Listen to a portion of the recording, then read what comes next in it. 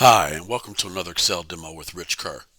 In this scenario, I'm going to create a series of entries that change with a given percentage that I enter in cell I1.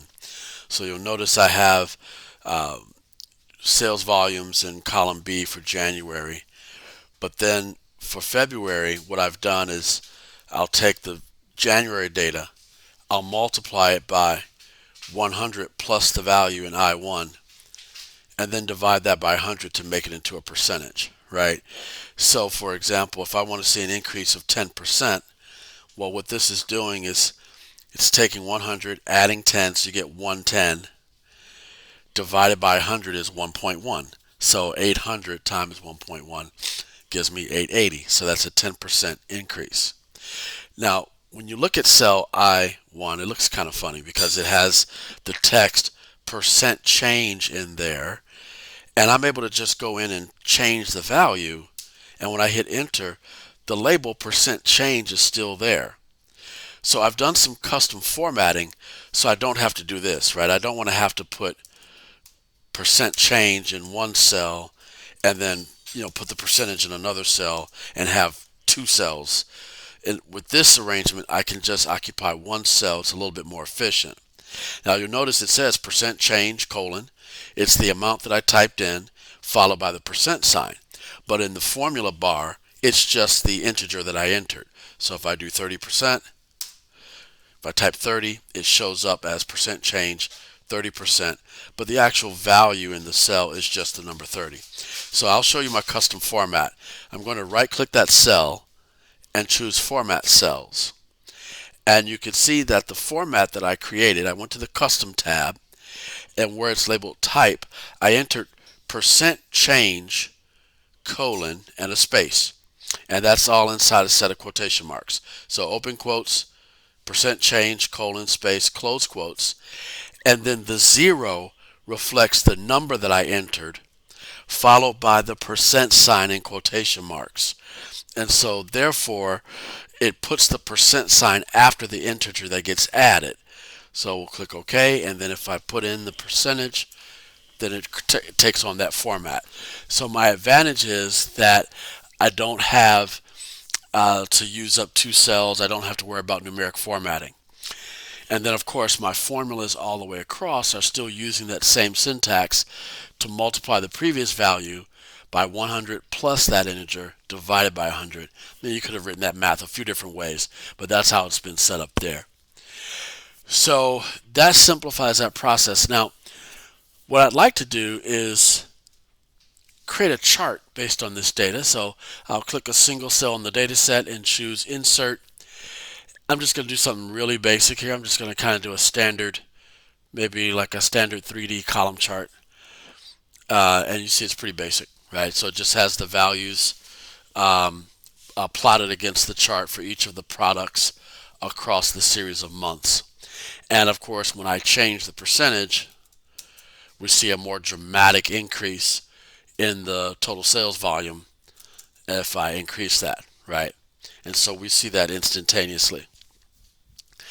So what I'd like to do is add this chart to a separate sheet so that it's just larger and easier to look at.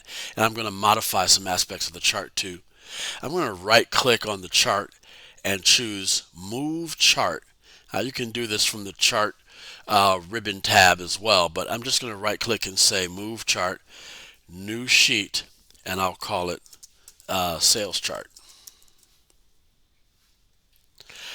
So now we have this on a separate sheet, and when I go back to the previous sheet, if I make a change, then of course that's reflected on the sheet.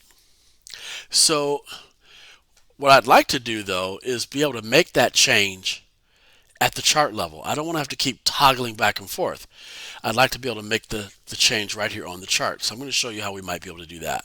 First, let's add a chart title. I'm going to just call this Sales Volume.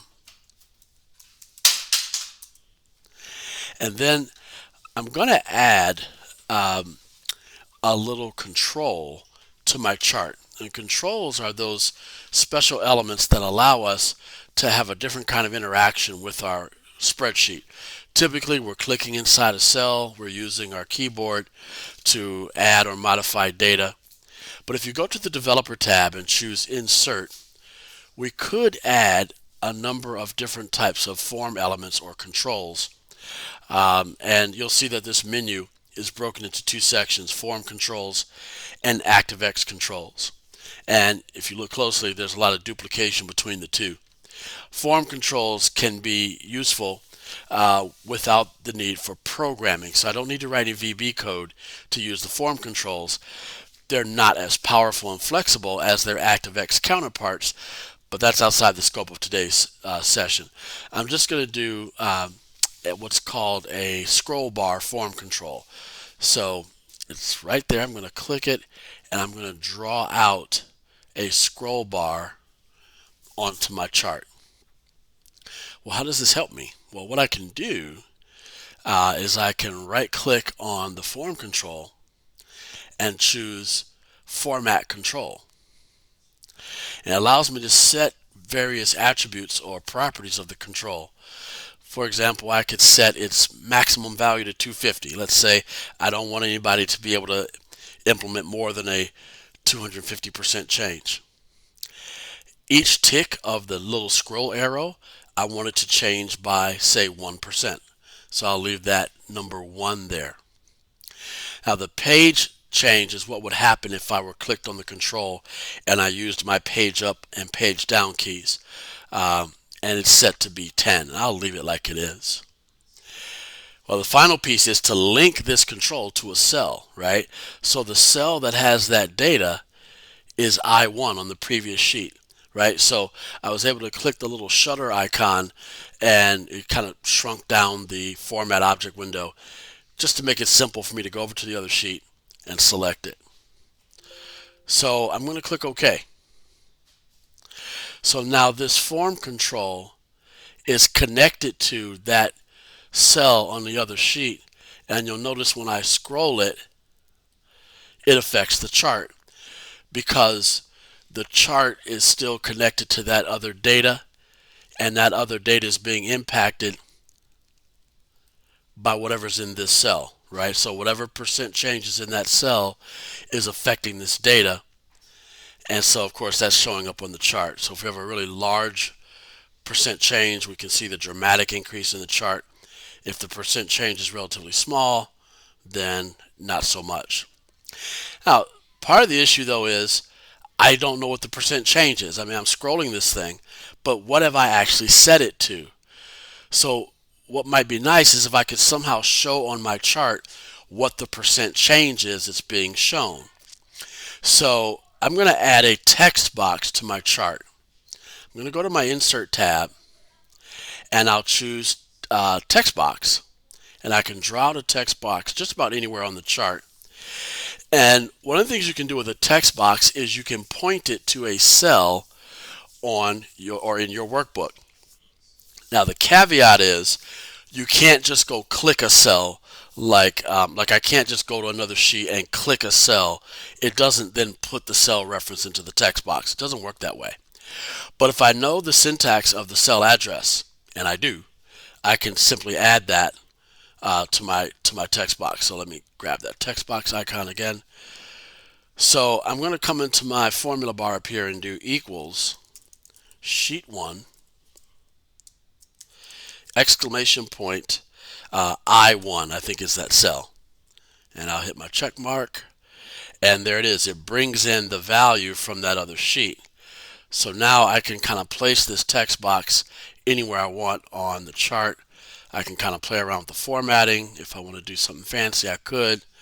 You know, you've got all sorts of formatting elements. I could go to shape format, and I could pick a specific format for that component. I can modify the font a bit, like I can affect the alignment and things like that. Okay, so now when I change my scroll bar, the change is reflected in this text box as well. So you've kind of turned your chart, which normally kind of like a static viewing of the chart, into one that can be dynamically modified with this scroll bar, and the scroll bar has the impact on the source data, and that then affects the chart. I hope you find this useful. Please check in again soon for more Excel demos with Rich Kerr. Have a productive day. Peace.